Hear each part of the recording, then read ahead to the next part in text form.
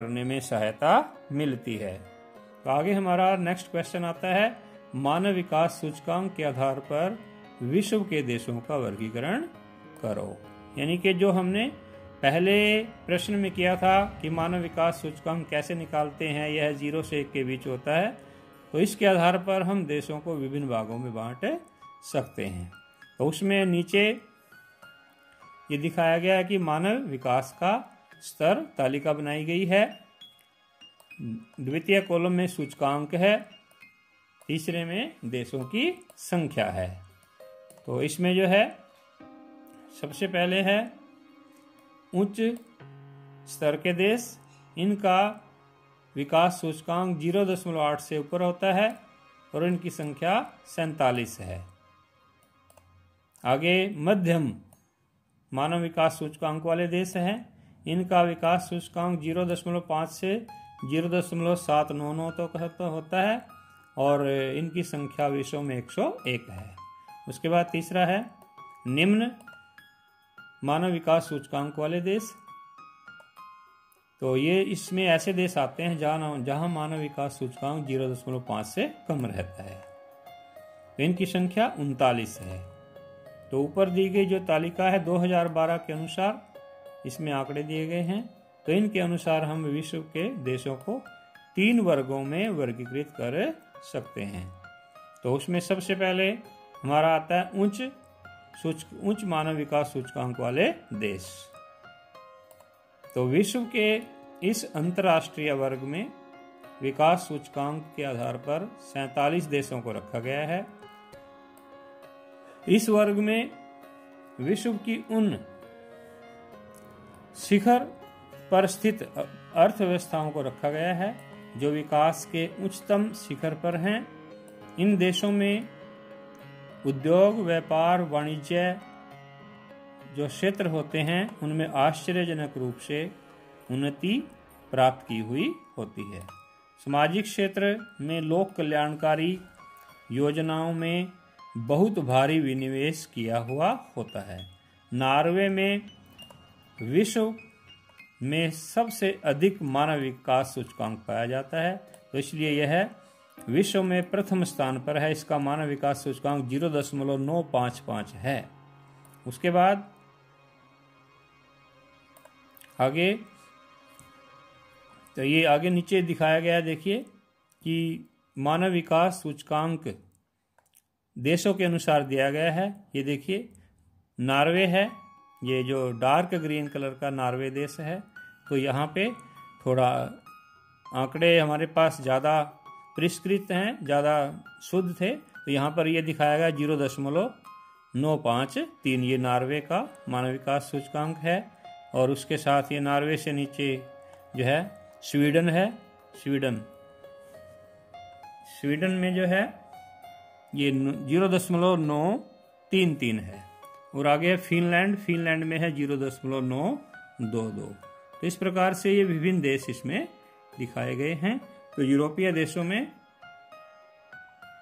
मानव विकास सूचकांक काफी उच्च रहता है, चाहे वो जर्मनी है चाहे वो फ्रांस है। जैसे फ्रांस है, फ्रांस में मानव विकास सूचकांक यहाँ पर भी 0.91 है। ऐसे ही जर्मनी में भी 0.936 है। तो जितने भी यहाँ पर यूरोपीय देश हैं सभी में अधिकतर मानव विकास सूचकांक 8 से ऊपर ही पाया जाता है। 1-2 देश ही हैं जहाँ पर मानव विकास सूचकांक 7 या 7 के आसपास है या उससे ऊपर है। तो द्वितीय स्थान पे हमारा आता है ऑस्ट्रेलिया का जो मानव विकास सूचकांक है उसका है 0.938। साथ में ये ऑस्ट्रेलिया की तस्वीर भी लगाई गई है। तृतीय स्थान पे यूएसए आता है जहाँ मानव विकास सूचकांक 0.937 है। उसके बाद हमारा इस वर्ग में सम्मिलित देशों में से पहले 10 देशों के किसी भी देश में मानव विकास सूचकांक 0.9 से नीचे नहीं है। उसके बाद हमारे आते हैं मध्यम मानव विकास सूचकांक वाले देश। तो मध्यम मानव विकास सूचकांक वाले जो देश हैं यहाँ मानव विकास सूचकांक 0.5 से लेकर 0.799 तक रहता है। ओके, तो इसमें हमारा अंतर्राष्ट्रीय वर्गीकरण के इस वर्ग में सबसे अधिक देश सम्मिलित हैं, जिनकी संख्या 101 है। तो इस वर्ग में साम्राज्यवादी ताकतों के उपनिवेश या साम्राज्यवादी शक्तियां तथा द्वितीय विश्व युद्ध के बाद जो देश सामने आए वो इस वर्ग में आते हैं। तो इस प्रकार के या इस वर्ग के देशों में तीव्र गति से लोक कल्याणकारी नीतियां, सामाजिक आर्थिक भेदभावों को कम करने के लिए युद्ध स्तर पर कार्य किया जा रहा है। तो इन देशों का इतिहास राजनीतिक अस्थिरता, सामाजिक विद्रोह से जुड़ा हुआ रहा है। तो इसमें देश जैसे बहरीन है, तो बहरीन 0.796 इसका मानव विकास सूचकांक है। यदि भारत की बात करें तो भारत का 2012 में मानव विकास सूचकांक 0.577 था।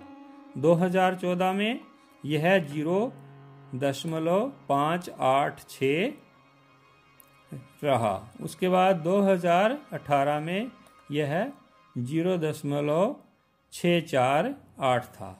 तो यदि हम भारत में और पीछे जाते हैं तो 2005 के आंकड़े हमारे पास ये यहाँ पर हैं। तो इसमें 2005 में मानव विकास सूचकांक 0.60 था, यानी कि भारत 127वें स्थान पर था 2005 में। लेकिन 2012 के जो आंकड़े आए तो उसमें भारत का मानव विकास सूचकांक और भी फिसल गया, जैसे कि हमने ऊपर बताया है, और यह 2012 के अनुसार 136वें स्थान पे आ गया। ऊपर जैसे हमने दिखाया था कि भारत के 2012 के आंकड़े, ये देखिए 0.577 मानव विकास सूचकांक है, जबकि 2005 में 0.6 समथिंग 0.602, तो और कम होता जा रहा है भारत का।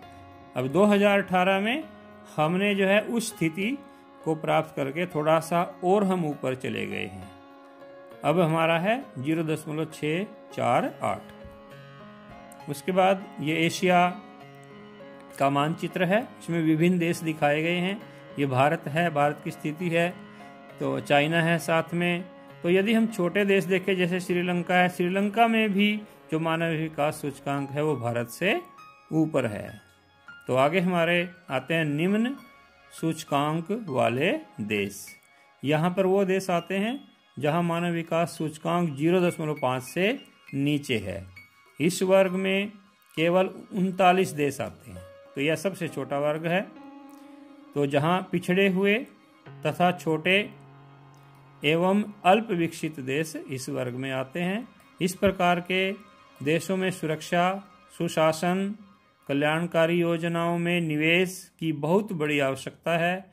यह देश राजनीतिक उपद्रव, गृह युद्ध, राजनीतिक अस्थिरता, सामाजिक अस्थिरता, अकाल, महामारियां, बीमारियां आदि के कारण पिछड़ी हुई अवस्था में पाए जाते हैं। अतः यहाँ पर मानव विकास सूचकांक भी कम पाया जाता है, इसलिए विश्व की निम्नतम श्रेणियों में इनको शामिल किया गया है। नाइजीरिया का जो मानव विकास सूचकांक है वो विश्व में निम्नतम है, सबसे कम है, और यह है 0.354। तो आगे जो अफ्रीका महाद्वीप का चित्र दिखाया गया है, तो इसमें Algeria, Libya, Egypt, Sudan, Nigeria, ये देखिए नाइजीरिया है, नाइजर है, ये नाइजीरिया देश नीचे है, नाइजर ऊपर है। तो ये देश दिखाए गए हैं, इनमें जो है मानव विकास सूचकांक के अनुसार जो है रंग किए गए हैं। तो साथ में इंडेक्स दिखाया गया है। तो इसमें दिखाया गया है कि ये इंडेक्स है साथ में कि वैल्यू जो है, जो डार्क ब्राउन कलर है 0. अफ्रीका में भी कुछ ऐसे देश हैं जहां 0.632 से लेकर और 0.75 तक, जैसे बोत्सवाना है। बोत्सवाना में जो है मानव विकास सूचकांक 0.75 तक के बीच ही पाया जाता है।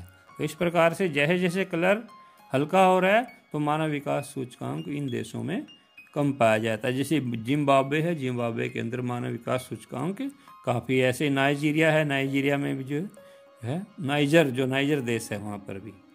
तो ये हमारा क्वेश्चन था जिसमें जो है मानव विकास सूचकांक के आधार पर विश्व के विभिन्न देशों को बांटा गया था। हेल्थ ज्योग्राफी लेसन का नाम है मानव विकास। इसके तीसरे पार्ट में हम कुछ महत्वपूर्ण प्रश्न करेंगे। तो जैसे हमारा पहला प्रश्न है, मानव विकास के उपागम कौन कौन से हैं, इन उपागमों का वर्णन करो। उपागम का मतलब कि मानव विकास कैसे किया जा सकता है, मानव विकास करने की विधियां क्या हैं। तो मानव विकास के निम्न उपागम हैं। सबसे पहला उपागम है आय उपागम। तो जैसे कि इसके नाम से ही पता चलता है, इसमें आय को, पूंजी को, आर्थिक स्थिति को या प्रति व्यक्ति आय को या सकल घरेलू उत्पाद को ही विकास का मूल मंत्र माना जाता है। अर्थात जिस देश में भी यह आय उपागम अपनाया जाता है तो वहां आर्थिक विकास को प्राथमिकता दी जाती है, केवल पूंजी बढ़ाने पर जो है जोर डाला जाता है। तो मानव विकास के अध्ययन का यह सबसे पुराना तरीका है, जिसका प्रमुख आधार आर्थिक विकास ही होता है। केवल आय के आधार पर ही मानव विकास का स्तर उच्च या निम्न माना जाता है। इस उपागम में केवल आय को ही स्वतंत्रता, आनंद, जीवन की सार्थकता आदि के रूप में देखा जाता है।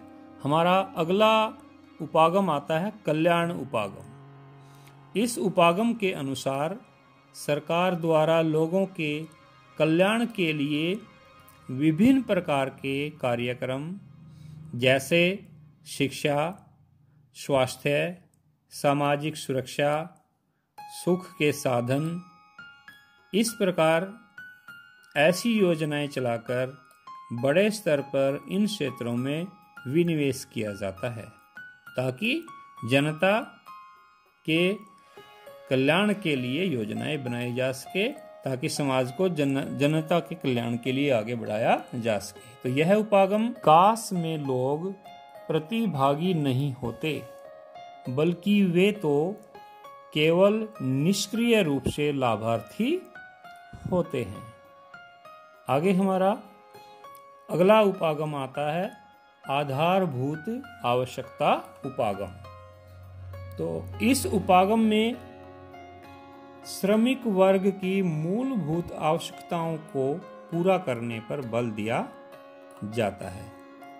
मानवीय विकल्पों पर यहाँ पर बल नहीं दिया जाता, बल्कि वास्तव में इस उपागम की स्थापना अंतर्राष्ट्रीय श्रम संगठन के द्वारा ही की गई थी, जिसमें जीवन यापन करने के लिए जीवन की जो 6 न्यूनतम मूलभूत आवश्यकताएं होती है, जैसे स्वास्थ्य, शिक्षा, भोजन, जल की आपूर्ति, स्वच्छता तथा आवास, इनको पूरा करने पर जोर दिया जाता है।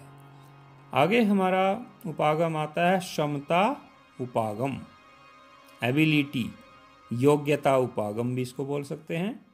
इस उपागम के सबसे बड़े समर्थक डॉक्टर अमर्त्य सेन रहे हैं।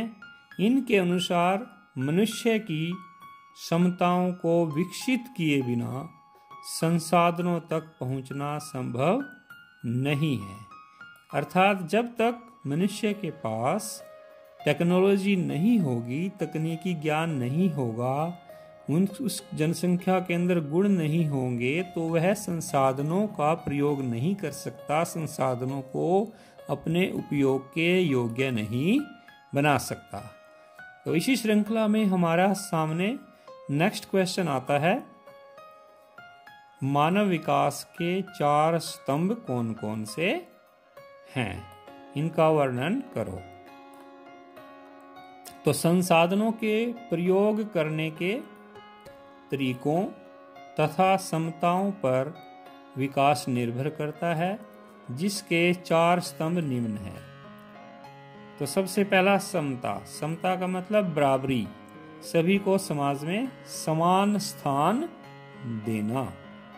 तो यह एक ऐसी व्यवस्था होती है जिसके द्वारा प्रत्येक व्यक्ति की पास जीवन यापन करने के लिए सभी संसाधन पहुंच सके, सभी संसाधनों की पहुंच सुनिश्चित की जा सके, बिना किसी भेदभाव के, जैसे धर्म, नस्ल, जाति, रंग, जन्मस्थान, लिंग, इन सभी के विचार के बिना संसाधनों तक मनुष्य की पहुंच को सुनिश्चित करना ही समता कहलाता है। यानी कि बिना किसी भेदभाव के सभी को विकास के समान अवसर उपलब्ध करवाना समता कहलाएगा।